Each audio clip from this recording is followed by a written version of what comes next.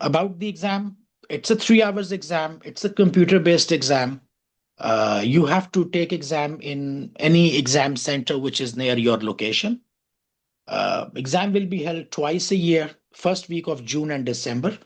And exam location is actually flexible because when you will book your exam, it is not compulsory that you book exam in your home city.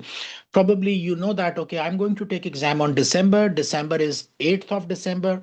And in 8th of December, I would be probably traveling to some other country or to some other city. You can book exam there. So you might be living in Zambia, but you are taking exam in Ireland. That's possible. So you can book exam location anywhere. It will be first week of June and first week of December. Result is announced in 6 weeks' time. Okay. Exam structure is computer-based exam, 4 questions of 25 marks each. 25, 25, 25, 25. And the first question of exam will always be the consolidation. So group accounts, parent, subsidiaries, associate, consolidated financial statements are there.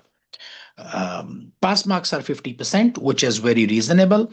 If you cannot score 50% in something which is your profession, in something which you are doing, in something which you have been studying, and you cannot get 50%, then definitely you do not deserve to get a certificate.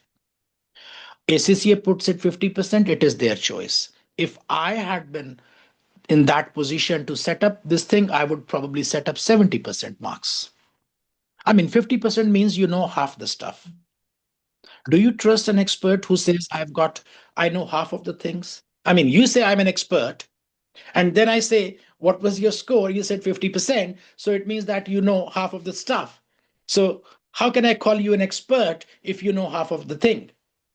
Anyways, ACCA does it, it is their choice. 50% is very fair. From the question number 1, consolidated financial statements. Question 2 and 3 are always multiple standards like part A. So 25 mark question, part A 10 marks, part B 8 marks, part C 7 marks. Part A is about calculation of, there is some accounting scenario. A company has entered into a lease contract and you have to calculate the lease liability. You have to calculate some other thing. Part A, 8 marks. Part B would be about most probably an explanation which is related to the scenario from part A. And then part C could be a totally independent area from somewhere else. Usually part C is a discursive thing. By the way, you should remember that although it is about accounting, but you can fairly say that 65% marks they go to numbers, and 35% of the marks they are about discussion. Okay, so discussion is important. Discussion about the implementation of standards. Question 4, usually a presentation and application issue. So question 4 it has discussion. Okay, discussive question. Question number 4 usually does not have numbers.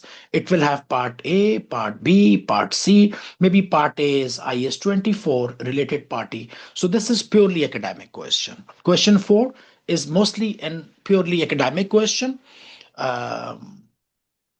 IS-24, maybe something else, Okay.